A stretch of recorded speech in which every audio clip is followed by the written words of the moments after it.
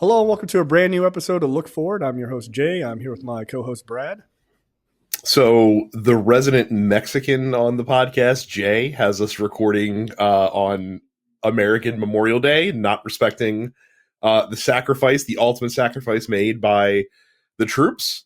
So if Jay would be so kind, I would like to read a prepared statement that I have made, or that I have prepared to celebrate Memorial Day. Yes, go ahead. Remember the Alamo or whatever it is. Jay's got sepia tone. Yeah, I'm going full sepia. Go ahead. Happy Memorial Day to all, including the scum that spent the last 4 years trying to destroy our country through more radical left minds who allowed 21 million people to illegally enter our country, many of them being criminals and the mentally insane, through an open border that only an incompetent president would approve, and through judges who are on a mission to keep murderers, drug dealers, rapists, gang members, and release prisoners from all over the world in our country so they can rob, murder, and rape again, all protected by these USA-hating judges who suffer from an ideology that is sick and very dangerous for our country. Hopefully the United States Supreme Court and other good, compassionate judges throughout the land will save us from the decisions of the monsters who want our country to go to hell. But fear not, we have made great progress over the last 4 months, and America will soon be safe and great again. Again, happy Memorial Day, and God bless America. I like that he starts off by saying, like, calling people scum. That's always really fucking up there. Good job. Oh boy, we're back. My favorite part is he writes 21 million and then he says million right after that. So 21 million people. Very good. I mean, that of course was the truth posted by our actual current president on the day chosen out of the calendar year to remember soldiers who have died in America's many conflicts. Yeah, well, throughout the last 250 years. Yeah, well, what an inspiring message. I mean, in fairness, you gotta let them know about the scumbags or whatever. And then the radical left judges who are ruining the country. That were trying to destroy judicial authority. Okay, great guys. Again. Hey, but did you hear Joe Biden? They might have tried to keep Joe Biden's mental acuities hidden during the run up to the 2024 okay, election. I'm Did glad. you hear? Did you hear? Because Jake Tapper can't stop talking about it, even on his show on CNN. Right, he just can't stop talking about it. Jay, did you hear that Joe Biden might have... Jay, did you hear that they might have tried to cover up Joe Biden's mental acuities in the lead up to the 2024 presidential election? Jay, have you heard about this? Joe Biden is mentally unwell. The funny thing about that whole thing is, like, Joe Biden has cancer, right? That part's not funny, obviously. But, like, the entire sort of, like, wild response to this started with, all right, Joe Biden has, I guess, stage 4 cancer, which prostate I don't wish on anybody. Yeah. Right? Prostate cancer. I don't wish that on anybody. But I certainly don't wish that on Joe Biden at all. But he has cancer that gets announced, and they're like, immediately Don Jr. comes out with what I can only assume is just a coke laced tweet, and he's just like, well, why didn't Dr. Jill Biden find it? She's a doctor. It's like, God, Jesus Christ. Like, she has a doctorate in education. Like, for some reason, people without a doctorate are mad that she referred to herself as Dr. Jill Biden, like, as a professor. Like, she didn't require people to call her Dr. Jill Biden while they were in the White House. Like, she wasn't like, yo, I'm Dr. Jill. Like, what the fuck? What's going on? Don't disrespect. Like, she never did that, right? And they were mad that she went by Dr. Jill Biden. You don't even have a doctorate. She earned that doctorate. I don't give a fuck if it's in underwater basket weaving. If I had a doctorate, guess what? In my professional environment, fuck it. Even in my non-professional environment, I'm worse than what they say about Dr. Jill Biden. I would require it. I would have it under my face right now on this show. What the fuck? Are you serious?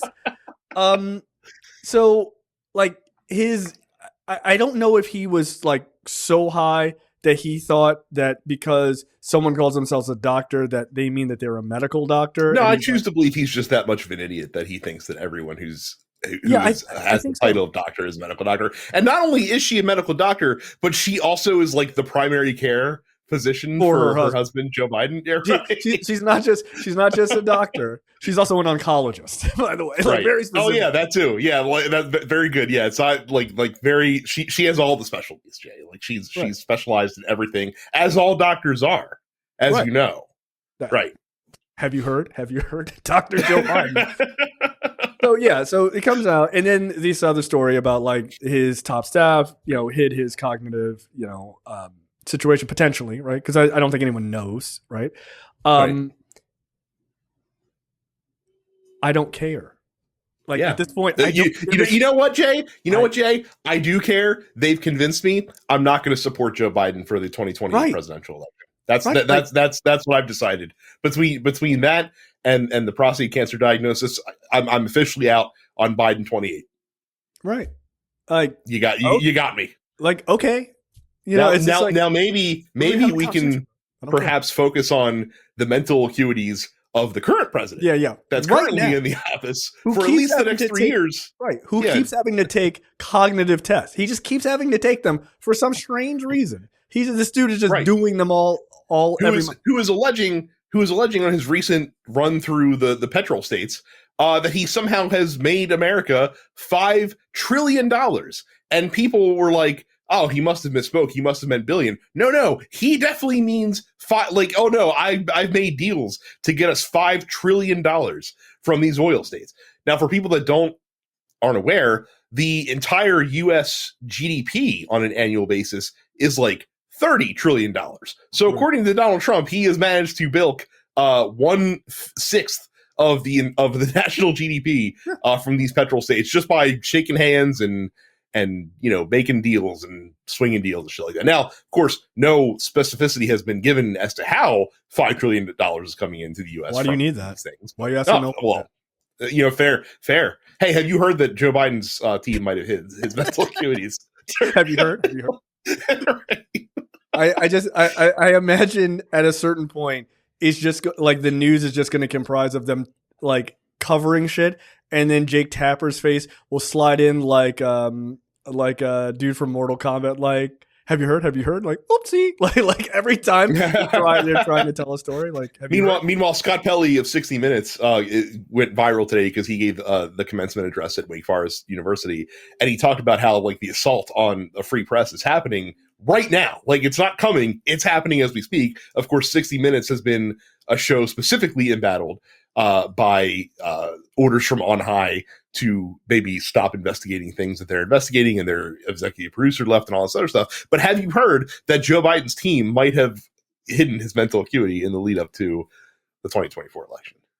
The funny thing about it is the way in which the news is doing that about like hard focusing on this thing that, yes, you could say in the grand scheme of things, that's actually a real story, right? I'm not even mad that you talk about it like for a day or even two, but to pretend that is as big as what is literally going on right now. Like, it's not like Mitt Romney is president. It's just kind of like general Republican bullshit. And we're just like, all right, we're just going through it. Like, I don't like this. Okay, that's not that bad, whatever. That's not what's happening. The country is in the fight of its life to not become a fascist state, which I would argue it is losing. Okay. But to pretend that like the Joe Biden story is the most important thing right now is very weird. But what I'll tell you what it sounds like. This is the same attitude as when I see far left folks screaming at Democrats about like, why are you doing enough? Da, da, da, da. And it's like, the call is coming from the building right down the block where the Republicans are doing all of the things that you're actually bitching at the Democrats for doing, right? It's because that it's easier to focus on Joe Biden and a thing that won't move the needle because Joe Biden isn't president, right? You know that yelling and screaming about Joe Biden and covering that, while a salacious thing and will get you views, doesn't actually do anything because it's way harder for you to turn your fucking focus to the building down the street that goes, hey man, the White House is doing fascist shit and we need to address it. Oh, but we're scared of them because they're going to punch back. And when they do, we're going to have to we're going to have to bend the knee over this. That's the same energy. It's the same. Well, It's attacking low hanging fruit that does nothing. It just does nothing. and it's funny because like the narrative now that a lot of the media is trying to drive is, well, the Democrats are going to have a reckoning and have to deal with the fallout from this story. And I'm like, no, they already did. Like you saw the election happen, right? That was the reckoning. Like we had to scramble and replace him at the last minute, and Kamala Harris got thrown in there, and and Trump won, and now he's the president. Yeah, that's the reckoning. We're all living through like it already happened. So yeah. So again, Joe Biden not running for president or anything else in 2028. So no, we don't have to have a conversation about zero. Man, what does this mean? Right. Yeah, look, I mean that conversation happened months ago. We're right. We know it. Right. And the funny thing is, what you're arguing still comes down to, I really want to reopen this wound so that we can talk about this, so that we don't have to talk about this big swirling piece of trash that's going on in the ocean at this time. Like, that's all it is, because it's really scary to talk about the other thing. Because if they're really honest about what's going on, they fucked up. They fucked up by not holding this guy accountable. And I think you're reading into it more existentially than it is. They don't want to get sued by this White House. No, 100%. Who that's what I'm saying. Has shown that they're yeah. No, but that's what I'm saying. He will hit back, and they're terrified that they're going to either have to bend the knee or, I don't know, lose the fucking ability to be on television. Quite seriously, right? I understand the impetus for being scared, but stop pretending this other little Joe Biden story is as big as this other thing, this looming thing that you're just like, I'm just not going to look at it. If I don't look at it long enough, like, is he staring at me? He's not staring at me. Is he like, it's the fucking Super Mario level when, like, if you turn away from the sun, like, it starts like grimacing at you. Like, just like, if I just pretend that it's not there, I can just make it to the end. But you can't do that. Like, you're doing that to the detriment of the society. Like, it doesn't work that way. You're gonna have to put your fucking big boy pants on and fucking deal with this shit and tell people. The actual app Super Mario Brothers analogy is that the media is focused away and not looking at the boo. That's slowly. The boo is slowly encroaching on them because they refuse to look at it. So, what's happening? So yeah, it's it's annoying. The entire thing. Again, I'm not saying it doesn't matter that Joe Biden potentially was cognitively declined. It does matter. How about we go back and talk about Ronald Reagan in the same thing? Republicans would be like, that's not true at all. Zero. We're not going to ever talk about it. But Jay, why are you bringing up old shit? Why are you trying to do that? Yeah, let's talk about it. Let's talk about it. How you guys had a person who their son told you that he was mentally deficient and you didn't believe him, right? But no, that's not true. Okay, then it's not true. Then I'm just going to take the weird hard stance that it's not true about Joe Biden either. Just fuck it. Because why? Why even concede it? Like, I don't care if Joe Biden is there drooling and just like running his fingers over his lips. I'm not going to concede it because why? Right? Like, that's the same argument. Like, yeah, at this point, it doesn't fucking matter. It just doesn't. All right, let's talk about them fucking up the economy and the country in unbelievable ways. In so many ways. So the big story this week is all about the big beautiful, one big beautiful bill, the OBBB, that basically just does exactly what everyone said that it would do, which is give an unbelievable amount of money to the rich and stripping it from the poor. And we're all pretending to be shocked by this news, even though Republicans, by the way, said that they would never do this and they would never cut Medicare or Medicaid. And remember when they booed Joe Biden when he said during a State of the Union that Republicans were going to cut Medicaid, and they booed him and screamed at him, and Marjorie Taylor Greene yelled like a howler monkey how he was a liar. And look at it now. Look at it now. They are in fact cutting massive amounts of money out of Medicaid. Shocking news. Yeah. Yeah, so the redistribution of wealth is the big story out of there. I think it's worth highlighting some of the other things that are also jammed into this bill. Mm-hmm. We talked about the moratorium on AI laws being able to be enacted and enforced by states on the last episode of the podcast. That did make it through. Yay.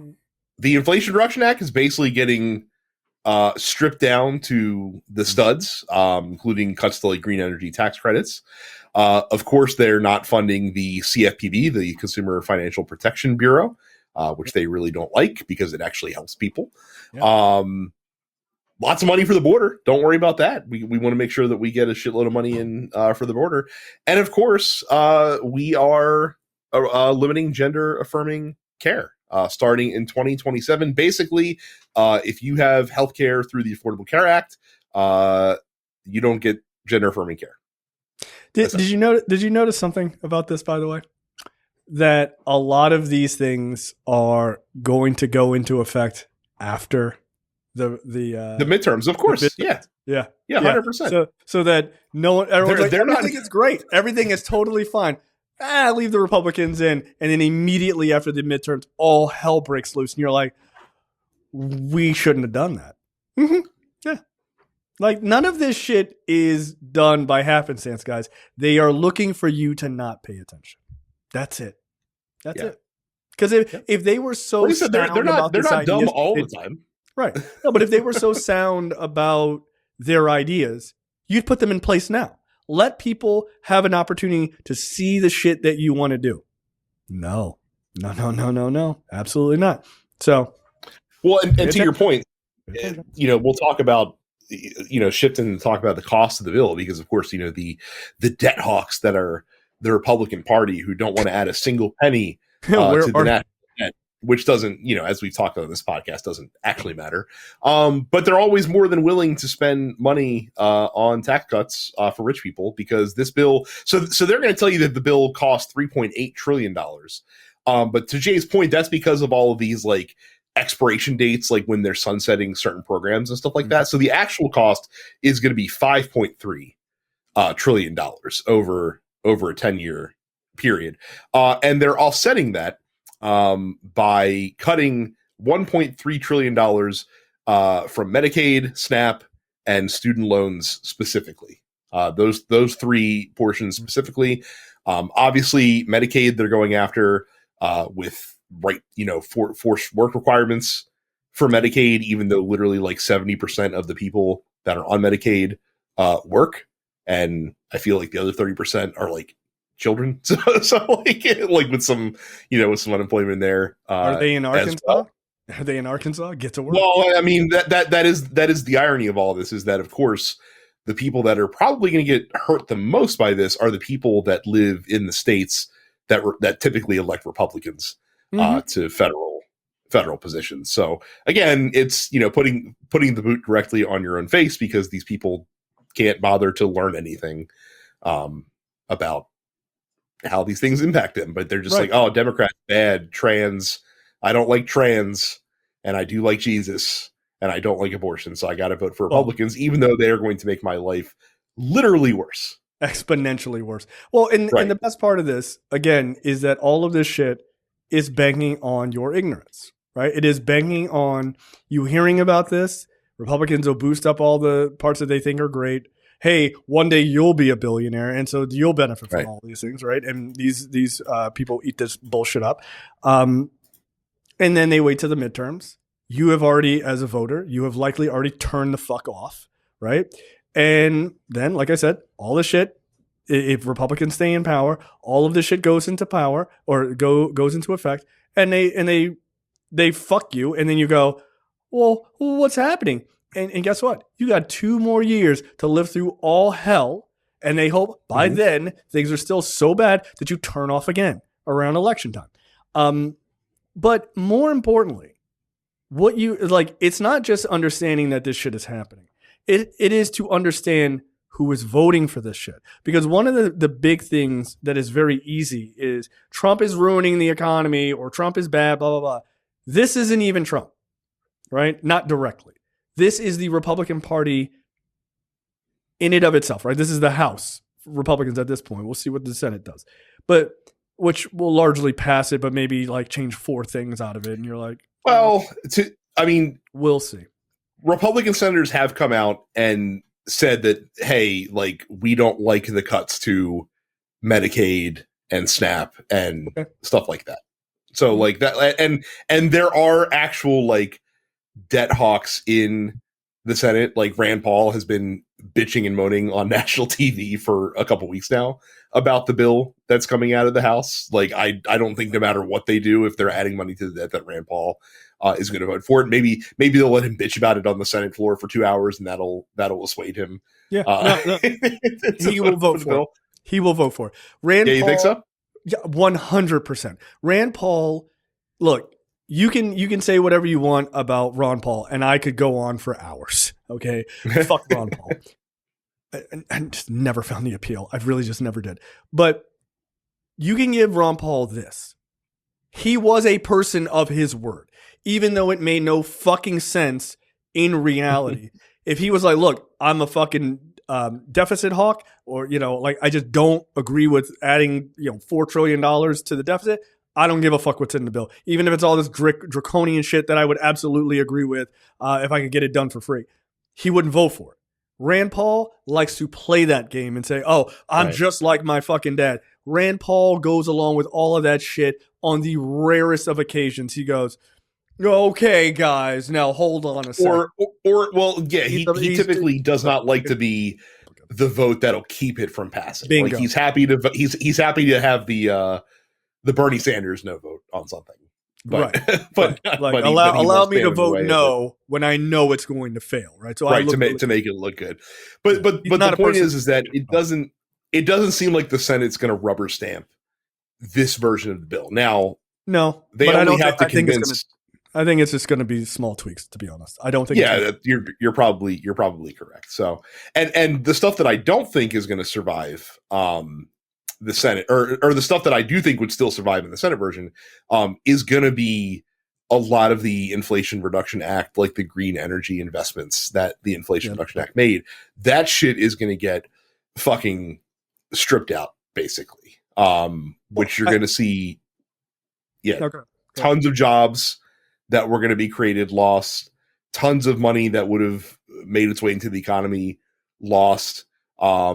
Basically what they're requiring is that like all these green energy projects have to be started by like 2029 in order to qualify for the credits. Like that's the timetable they're putting on it. But because of how much regulatory red tape there often is in getting those projects off the ground, they know that a lot of the stuff won't be able to get started by then. So they just basically won't, qualify for those credits that are currently in there. They're going to strip those out. Basically, and again, this goes and it fucks Republicans because typically when they build these new like solar farms, wind farms, stuff like that, they typically do it in rural areas. You can't fucking put a solar farm smack dab in the middle of the city. It doesn't fucking work that way. You need a big ass fucking open plot of land that doesn't have a lot of fucking trees or buildings or shit around it so that the sun can fucking shine down on it, which is going to only help like typically rural states and rural areas. So again, all this money that could have come in to Republican areas to help the economy, fuck that. We're gonna go ahead and strip that out. We're gonna get rid of that shit. Your electric vehicle tax credits, they're fucking going away too. Yep. They're going out the door as well. The very popular $7,500 EV credit is going away. Why? Probably because Elon Musk wanted it to. Because 100%. Because weirdly it doesn't help Tesla. Because it helps the competitors around Tesla. Yep. Mm-hmm. Look, I'm not surprised. Pass-through business income deduction, it permanently extends and expands the 20% deduction for pass-through business income and puts it to from 20% to 23%, which just benefits rich people. Like that's who it is, right? This is basically when you own a business, you're able to take your personal, like you're basically able to couple your personal deductions into your business, right? Mm-hmm. Who's really good at doing that is a person who has a brand called that's named after them. So this was a big thing during his first term, and they are increasing it because hey, why not? There's a weird thing about getting deductions on home tanning beds, like that got put in there. Gee, I can't imagine who that's for. Like, I just what a weird thing to be very specific about that being necessary. The idea that the estate tax exemption has increased to $15 million in 2026, or will increase to $15 million, adjusted for inflation thereafter, significantly reducing tax liabilities for wealthy estates. So, yep. Yeah, there you go. And there's a chart going around that Wharton put together, kind of looking at the household income Trump's alma impact. mater? God. Yeah, I know, right? Of this bill. So the two lowest tax brackets, but like basically the bottom 50% of Americans will actually end up paying, will actually lose money on these because of these things. If you are in from 50 to, or sorry, bottom 40% lose money, 40 to 80%, you're getting back a little bit more, but like $2,000, maybe something like that.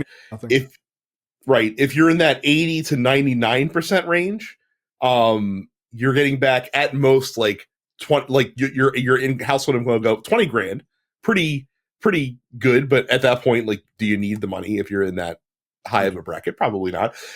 The bottom 9/10 of the top 1%, so the 99 to 99.9% income earners in this country will see an extra $40,000 annually on their household income, and the top, not important, the top 10% of the top 1% will see an increase of nearly $400,000 coming back to them annually as a result of these cuts. Now, by the way, is that a lot of money for the top? No, it's not. But it's a real really not. Right, but it's a real fuck you to poor people. Like, it's a real fuck you. I do want to quickly. You touched on SNAP cuts, right? They're tightening the eligibility of for that program, shifting 75% of the administrative costs to the states and penalizing the states if they have an error rate above 6%. So, what do you think happens in red states when it comes to those SNAP benefits? Bye-bye. Right? Yeah, they're just the states can be like, well, we're not going to spend this money, so we're just going to fucking gun them. Done. So good luck to getting 75% of your SNAP benefits in red states.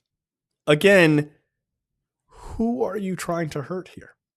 I mean, the one thing that Republicans and Trump have Trump specifically have done that I think is actually fascinating and is, I don't want to say helpful because people suffer from this, but it's helpful from a like political visioning, right? Perspective is you get to see what liberals talk about how, Democrats pay so much more and are so much more protective of their citizens in blue states than what happens in red states. And Republicans are like, that's not true. It's great living in a red state, whatever. But now you're watching, because anytime they rip all these benefits out, who do they disproportionately hurt? People in red states.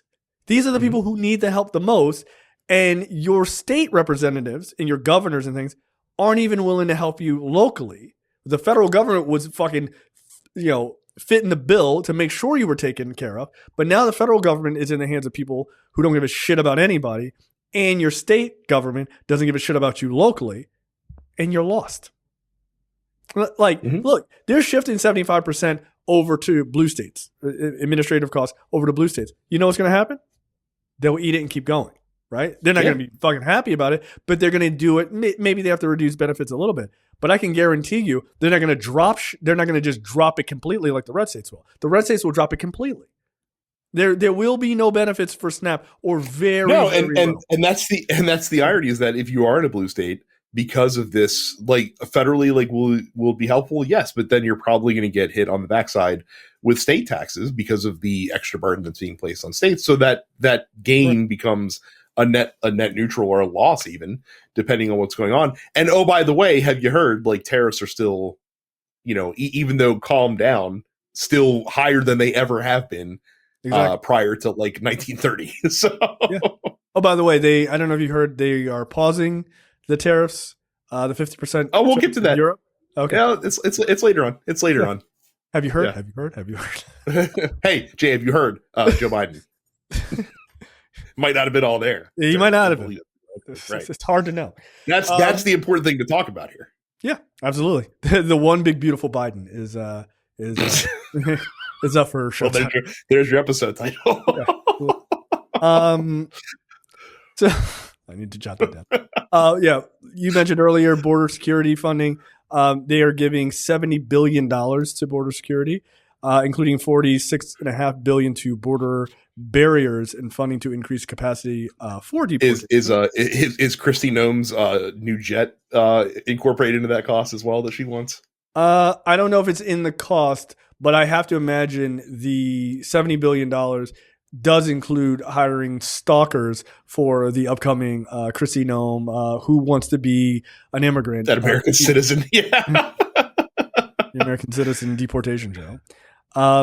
Yeah. So $70 billion. Good job, everybody. Cool. Hey, Democrats, if you do ever get in power, day one, reverse all of this shit. Okay, like get this shit the fuck out of here, because this is nonsense. Like, we cannot afford, if Democrats ever decide to fight back hard and properly, we cannot afford to leave the shit as it is and be like, well, let's just like work with this and then move forward. No, this has to be reversed. But again, that's the whole fucking problem, though, man. Is that, like, again, because of how the media works around this shit and how they frame this stuff. Like, if you cut 70 billion from border security, the media narrative is, oh, Democrats give up on policing the border or something along those lines. Yep. So until the playing field is level or just fair or based in reality. Yeah.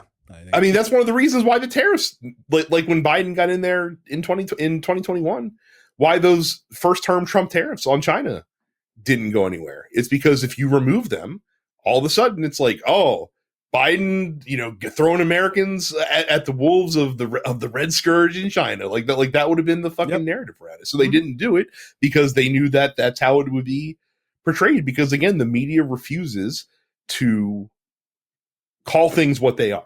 Or refuses to, like, it wouldn't be framed as, oh, Biden reverses, overreaching Trump tariffs. It's, no. Biden gives up on American manufacturing industry. Capitulates. Yeah, I mean, look, that, I occasionally, just because sometimes I like to try to give myself brain damage in real time, I occasionally watch those, like, Jubilee things where it's like one person versus like 20 other people that disagree with them. The latest one is Jordan Peterson versus 20 atheists. I've seen clips. Jordan Peterson is an insane person, and it kind of proves that he's just has a really great vocabulary, but is a fucking idiot. Like, okay, like I don't want to hear anything else from that guy about like, oh, he's so smart. He isn't. But the thing about that is I want one of 20 intelligent liberals or media skeptics, intelligent media skeptics, versus a fucking standard fucking CNN or Fox News or even MSNBC journalist, like a Jake Tapper or whatever. I want you to defend the shittiness of your fucking work, because over the last 20 to 30 years, you have done a horrendous job. You've done a horrendous job. Why are you so afraid to call balls and strikes when it comes to Democrats and liberals or Democrats and Republicans? You don't. Like you said, if Joe Biden said, all right, we're done with those fucking tariffs or whatever, well, why would Joe Biden give up on America? But 6 months ago, you said that these tariffs were fucking unfair and ridiculous. But the second, it's like watching a little kid. I don't like this thing. Here it is. I love this thing now. Please don't ever change it. If you change it, I hate you forever. You're like, you just didn't like it 2 minutes ago. It's like, yeah, but now I'm used to it. And now I love it. So I'm going to defend it with all my heart. But that's not how reality has to work, right? You don't have to deal with shit like that. You deal with it in what came before, give the context, what Trump did, give the context, and what Joe Biden does, give the context. Don't just go, Joe Biden changed this thing so it equals bad. Because you don't do that with Republicans. You don't. And it's because, and I honestly, it's the same thing we say about Republican politicians. The media knows that Democrats will take it because they know that the Democrats are the adults in the room. They know this. That's why the narratives are fucking lopsided. They don't make any sense because they know for a fact that if they call out Republicans for what they actually do, they're going to get a bunch of bullshit screaming and hollering because they know that it feels unfair to call the guys who are fucking shit up on fucking But here's the irony. You're hurting the democracy, dude. You're hurting forget the democracy. Here's the irony. They're still getting fucked by the Republicans. Like the whole reason that they capitulate to this stuff is because they don't want to get attacked. They don't want to lose access. But Trump is still suing media companies. When was the last? Guess who? The Associated Press still is not invited to White House press briefings because they refuse to call it the Gulf of America. Literally, that's the reason that the Trump administration. And meanwhile, that they're willing to invite any right-wing podcast asshole to sit in with these same serious journalists, scare quotes, that I'm using right now. So it's happening anyway. And again, we've said it about the universities that capitulate to Trump. We've said it about the law firms that capitulate to Trump. They're going to the way you stand up to a fascist is not by rolling over, because once you do that, they're saying, they're weak. We can keep hitting them. We can keep leaning on them to get what we want. The way you stand up is to fucking punch them in the fucking mouth. That's it. That's the way you do that. Stop listening. Like if you're CBS or ABC or whoever, don't listen to your fucking legal counsel and be like, hey, it'd be a lot easier just to pay $15 million and fucking settle this. Because as soon as you do it, they're like, they fucking got them. Let's go after them again for the next perceived step out of line. Protection money, man. How have you never have any of you watched a mob movie before? Hey, this is a nice university. It's a shame if something were to happen to it. You're like, well, here's some money. They come back next month, dude. They come back next month because they got you. The second you fucking roll over, they got you. Now, with the mob, they'll break your fucking kneecaps, right? And so you're like, I got to pay the money because I don't want to die. However, these guys are just like, we're going to sue you. Fight them. You have money. Trump is fighting Harvard, right?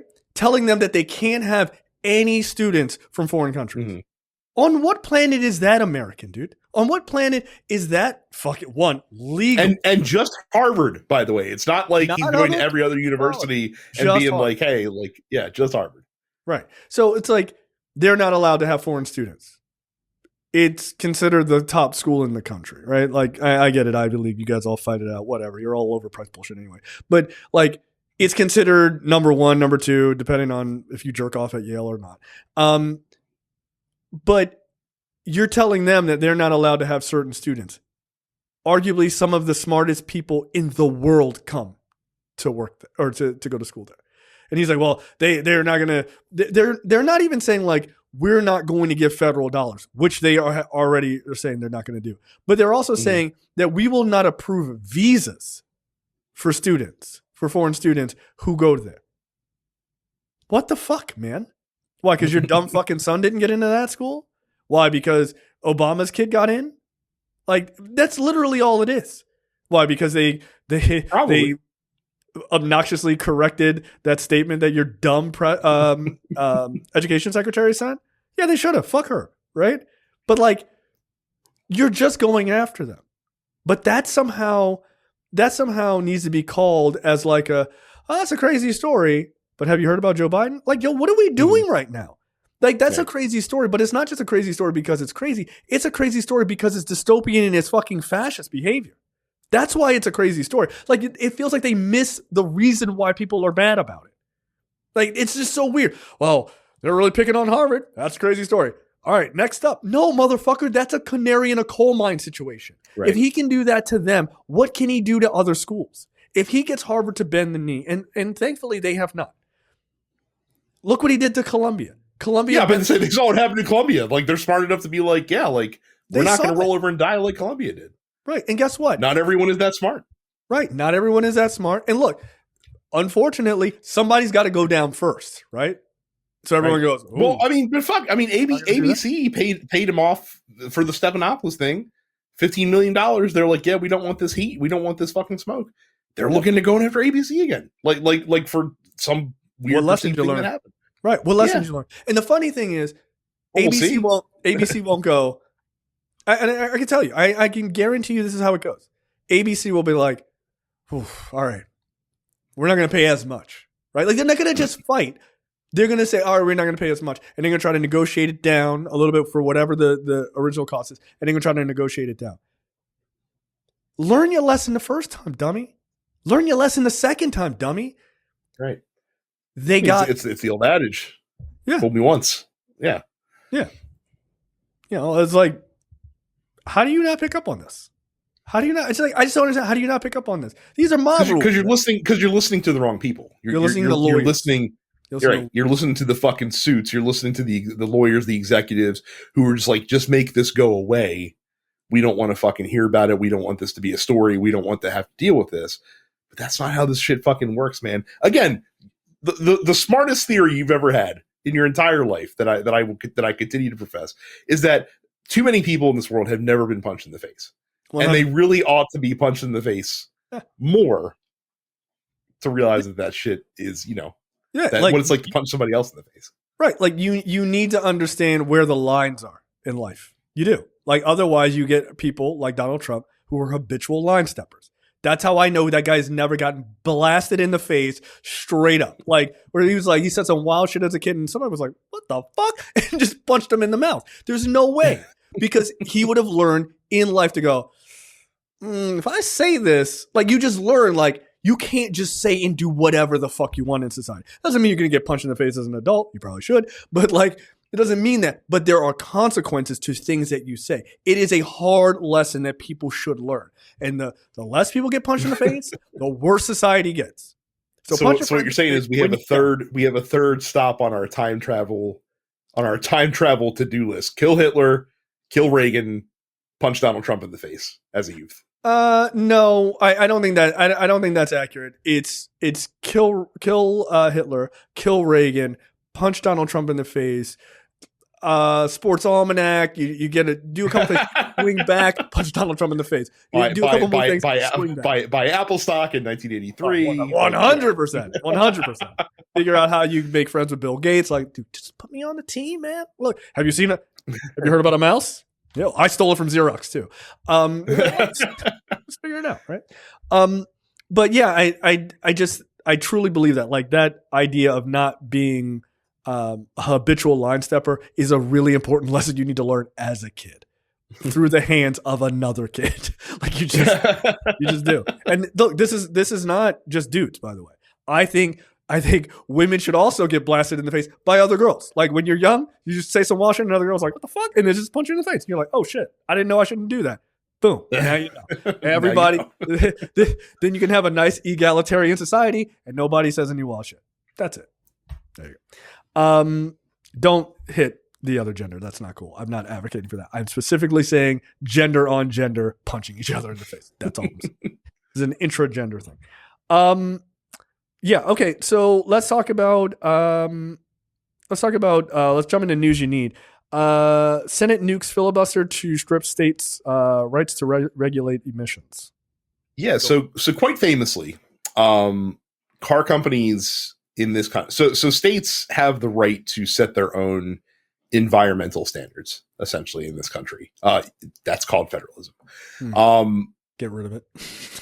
Famously, automakers tend to design and develop automobiles around the California standard because California is the biggest auto market. It also happens that California has the strictest environmental standards of any state in the country, which automakers really don't like. So the Senate decided to put to a vote to be able to strip California of that authority to have state-specific limits for tailpipe pollution, specifically, that are more restrictive than the federal standard, which is much less restrictive than California. However, because this isn't a budgetary maneuver, it requires 60 votes to end debate to move on to voting in the Senate. And even though the parliamentarians said, hey, you guys can't do this, it violates Senate rules, they went ahead and did the quote-unquote fabled nuclear option so they could end debate with just 50 votes so that they could jam this vote through anyway. Cool. So should we get rid of the filibuster in the future, guys? I don't know. Maybe we should fucking have two shitty fucking senators. Like this is the This is the canary in the coal mine. This is the raptor testing the fence, because they're doing it with something that is incredibly benign. Yep. That's hyper specific, and they're going to wait to see if anyone fucking says anything about it. Here's the funny thing. I bet you a lot of people listening to this podcast, this is the first you've heard of this. And there's a specific reason that I wanted to bring it up on the show. Because again, like we've heard for years, we got to keep the filibuster in place. It's so important. Well, guess what? Republicans have shown, just like we told you they would, if it's something they really don't like, they have no problem bouncing that shit out of the way. Yeah. And you're absolutely right. This is a Raptors testing the fence thing, because this is not important to them. It really isn't. But it's just to see, hey, am I looking? Am I saying anything? No? Oh shit, son, let's go. Like, so guess what? If you don't think they're going to use this for some major shit, you're wrong. You're wrong. Yep. And it's going to be shit that hurts your feelings. I can guarantee you, it's going to be shit that hurts your feelings. Yeah.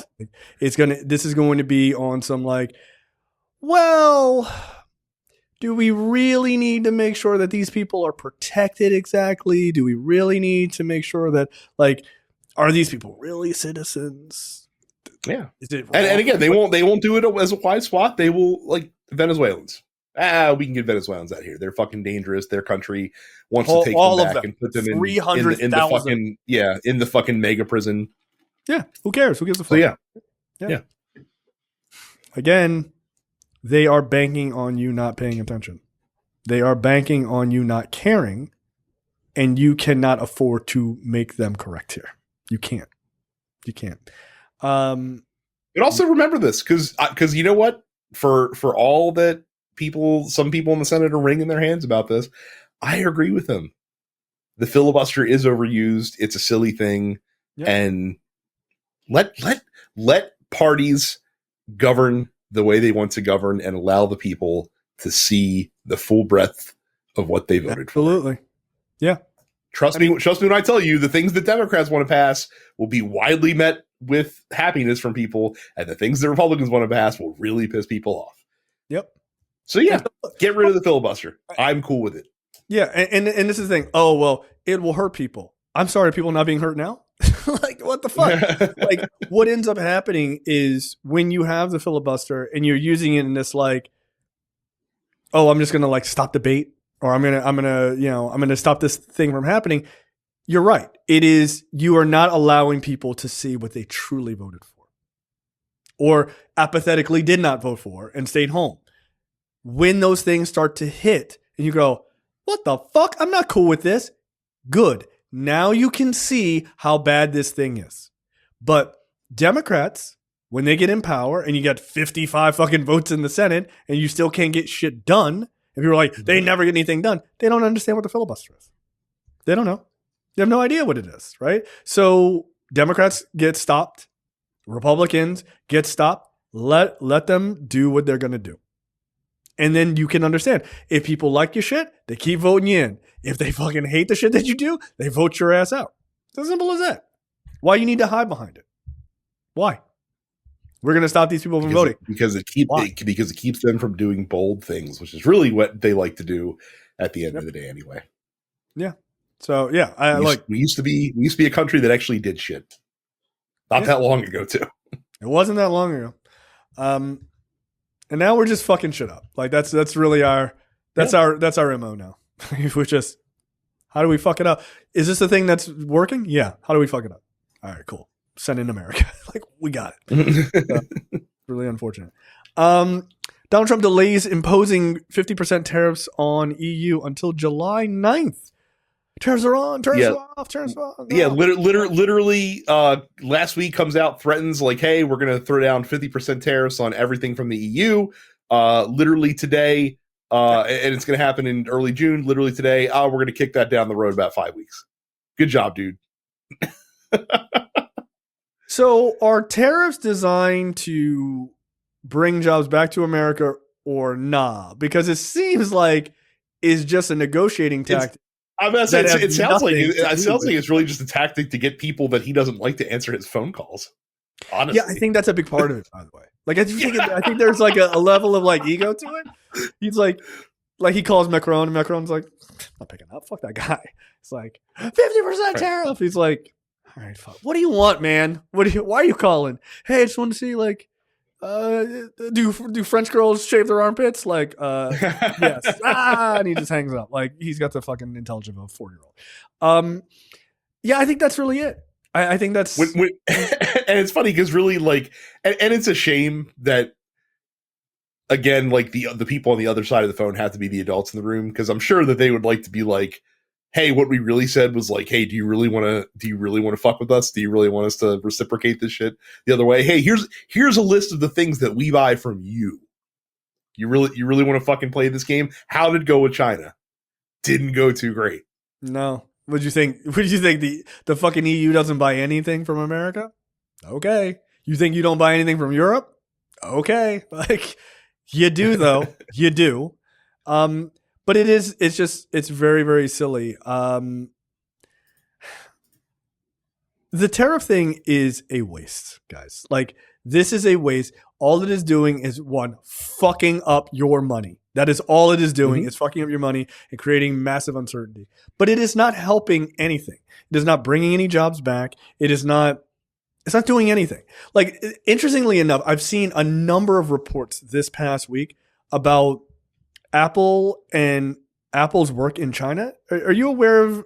Are you aware of this whole thing with them? So, like, Trump has been like banging the drum, like, listen, Tim Apple, you're going to start building these phones in the U.S. Well, so that was the thing, right? So the whole saga with this was right. So he imposes the big tariffs on China. Now, mind you, since the first Trump term, Apple has spent billions of dollars outsourcing some of their iPhone production, moving it from China to like India, basically, right? Because they're just like, holy shit, like if somehow Trump or some other China hawk gets in, like this could be a problem again. So we should have a contingency plan for some of our biggest products. They're moving a lot of stuff to India. So Trump threatens the big tariffs on China, the big tariffs on India, which of course got paused, and every other country in the world. Apple goes to him, quite rightly so, and it's like, hey, you're fucking up our fucking bag here. What are you doing, you dumbass? Right. This is not going to go well for you if you do this. He gives smartphones and laptops an exception, as you recall. That was one of the things that was accepted from this tariffs that he imposed. And everything's cool for a while. And then, Apple's talking about like, hey, we're going to move more phone production because of course there's still the 30% Chinese tariffs that are on right now. Yeah. Hey, we're going to move this stuff to India.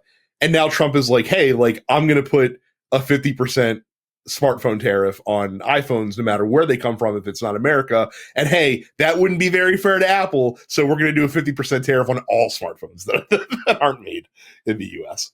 Like, okay, like again, we went all the way around Robin Hood's barn to do what exactly? Right. And Tim Cook is going to call him and be the Trump whisperer because for some reason Tim Cook, it's reported, is like absurdly good at talking him off the ledge. I don't know why. It's very weird. Like Tim Cook for some reason is able to calm him down and get what he wants and do it like in a very private fashion where he's not going on Twitter and just like putting Trump on blast and shit like that. It's very strange. Yeah. I don't know. Maybe he's got like maybe Trump has like a thing for like powerful gay billionaires because like Roy Cohn. I mean he's got Scott Dissent in his cabinet. Yeah, like maybe that's like his thing. He's like, I just love those guys. Yeah, they seem so cool. They're so rich. Like I don't know. So here's the thing. The Apple thing I did not realize. So the whole thing that you pointed out, yes, that is all true. But that wasn't what I was referring to.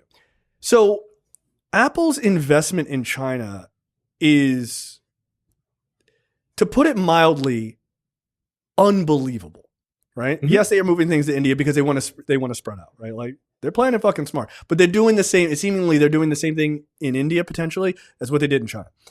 Do you know how much they've invested in China over the last 5 years? Oh, in 5 years? If I had to guess, just throwing a number, just committed to spending. Committed to spending, I would guess probably $500 billion. $275 billion, right? Okay, so I overshot it. Yeah, just a little bit. But here, you did But here's what I'm going to give you a lot of credit here. $275 billion over the course of 5 years, which is double what the U.S. spent to rebuild Europe with the Marshall Plan after World War II, which is fucking insane. But here's the cool thing. Is that adjusted for inflation? Yes. Okay. Yes. That's crazy. That's crazy. Right. Like, that's how much money, by the way, just exists in the world. That, like, this computer company is like, oh, whatever. I mean, like, back then, we could have just rebuilt Europe twice, right? We could have given them spaceships back then. We have so much money. But here's the wild thing. What they do in China, and the reason why they have such an unbelievable grip on China in a lot of ways, like, they have a low amount of the, like, what is it? They have a low amount of the market share of phones in the world, like surprisingly low, but like the highest amount of revenue from cell phones, which is fucking wild. And it's not just because they're expensive, because like there are plenty of expensive phones, right? It's not like, oh, Apple's the only one with $1,000 phone. They aren't. Okay. But it's because what they do in China, which again they're trying to seemingly mirror in India, is they basically went to China and said, "Listen, we'll make the phones over with you guys, but you're only allowed, like, we're going to pay your guys like a pittance, like just straight up. We're not paying you guys damn near anything. Fuck you. But what we're going to do is we're going to do all the training, so that not only do your guys make the phones, and yes, they won't make a lot of money, but what will happen is their level of training, because this isn't the people just like small children putting parts together. These are the fucking high-end engineers doing this shit, right? Mm-hmm. The level of training is elite, right? So like when Trump comes out and says they just moved the phone production to the US, and people are like, nah, they really can't. It's not just factories, dude. It is billions upon hundreds of billions of dollars in training alone that's actually far outpacing the $275 billion that they spent, right? Because that's like factory building shit. That's not counting the amount of money in training, which probably gets them closer to $500 billion, right? Right. So what they do is they say, listen, we'll give you this elite amount of training. So I was watching this whole report about it, and this guy was saying, listen, everyone says, oh, Apple is the one who killed like the Nokia phones and shit like that. Like they just destroyed them in the market. They didn't. That's not what happened.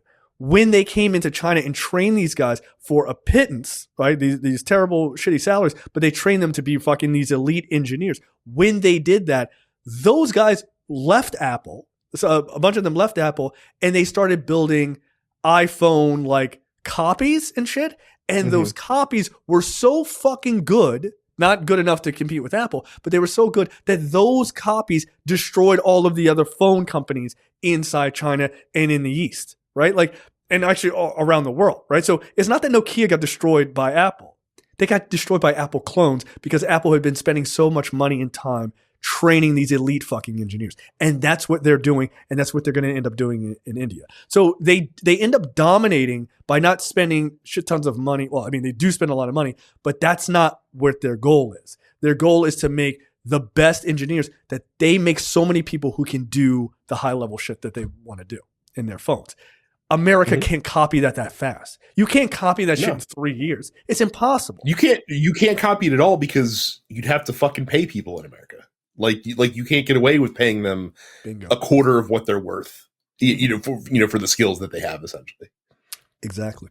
So yeah, it's fascinating. Apple is, and this may lead to why, in all honesty, not just because Tim Cook is gay. I don't give a shit about that, but that may be the reason why he can talk to Trump the way he does. Because he's like, listen, motherfucker, I could destroy your entire shit. Like, you cannot put these tariffs on my shit. One, it's incredibly popular in the US. Nobody's trying to pay $3,000 for a fucking phone.